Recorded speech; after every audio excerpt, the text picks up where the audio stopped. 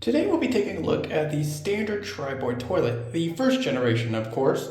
This version was made all the way back in the 1930s, although it probably could have been made earlier than that, and was made up until the early 1970s. Yes, this design right here was made up until the early 1970s, which is quite impressive honestly. I always thought these things were pretty cool, although I will bring up one weird flaw that these things have. So let's get right into it. The overall design looks quite nice, honestly. Looks very similar to the standard Madeira in terms of base design. However, this one does have an extended lip design, which I like a lot more compared to the Madeira. The trapway opening is just a standard circle with a siphon jet towards the bottom. Let's have a look at a flush.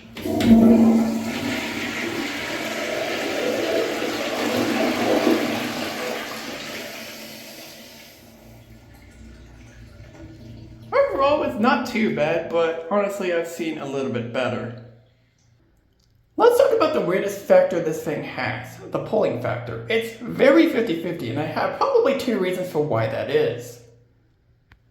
So with this particular one, you may notice that this flush is almost perfect, but it isn't really fully 5 gallons. Something I noticed with these is that if the water usage is not right around 5 gallons, or probably even more back then this thing would probably not pull too great and will leave a few shreds behind. Again, nothing terrible, but you would expect better from this toilet. Anything less than 5 gallons is not going to result in good results. But I guess it could be worse, I guess. The second point I might bring up is the larger trapway. This thing has a fairly large trapway. It may not look like it, but it does. And I've noticed that a few large trap toilets tend to shred a little bit more compared to your standard traditional toilet. Which is a bit weird, but it is a flaw I have noticed with some other toilets, not just the Tribor. That really is my only complaint about this toilet with the 50-50 shredding factor. Outside of that, I have nothing but praise for this toilet. Is it perfect? No. But it still has some good qualities about it. Let's talk about them. Now let's talk about the performance. It's great on these. These things are pretty much close to as unstoppable as you'll get. Is it really unstoppable? Probably not, but it's up there with the standard Madeira as a great performer. These things perform pretty nice, and you'll rarely see these things clogged, if ever. Let's have a look at ball runs.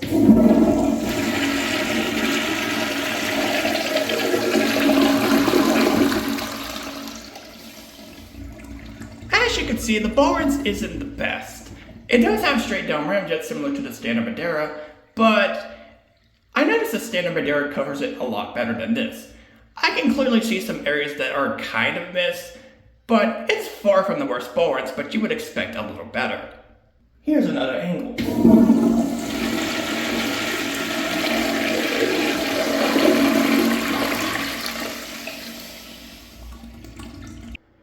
And that is the standard Tribor toilet. A pretty neat toilet with a very weird flaw. If this thing was slightly improved better, I definitely think it would be up there with the standard Madeira, although I still say I prefer the standard Madeira over this. But this toilet's still pretty good, but could have been a little bit better. But let's put this toilet into the grading scale. Let's grade it. The overall design of the Tribor looks quite nice. It looks very similar to a standard Madeira, but it has an extended lip design. You can't go on with a classic design like this. It gets an 8.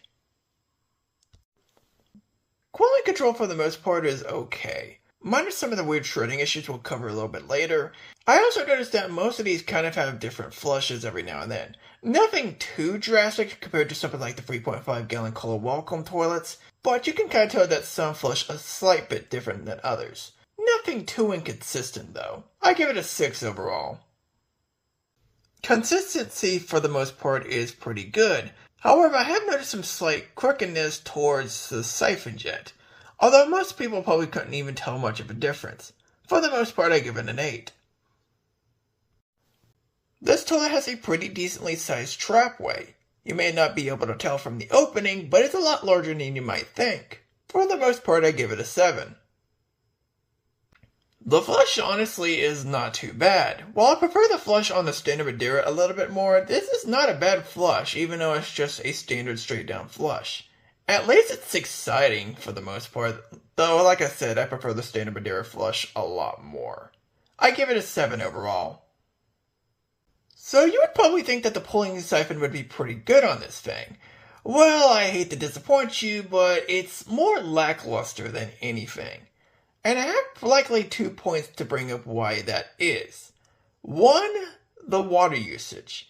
This is a toilet that requires at least 5 or more gallons to do its job effectively. Now you're probably hearing that argument and think, well, duh. If you put something like a standard modernist on like 1.6 gallons, of course it would suck. But that's not what I'm talking about. This thing needs the full water usage in order to do its job pretty well. Anything less than that, like 3.5 gallons or heck even 4 gallons, it would be a little bit lackluster, even though pulling is a part of its factor. Another point I would like to bring up is the trapway. This thing has a fairly good sized trapway, and I noticed that toilets with large trapways like this tend to shred a little bit more compared to some others. I've noticed this with the third generation Crane Puritan, for example, the ones from the 60s and 90s. It's a weird thing, and I wish I had a better explanation for it, but it's definitely something I've noticed with some large trap toilets. Not all, but some. That all being said, it's a bit disappointing considering that the pulling factor is pretty well integrated in the flush. I have to give it a 5. But on the other hand, the performance is very great. It's up there with the standard Madeira being a very good, strong performer. I wouldn't say it's unstoppable, but it's about as close as you'll get.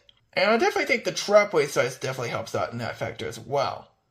Overall, I'll give it a 9. The other disappointing factor in this toilet is the bowl rinse. It is not very good.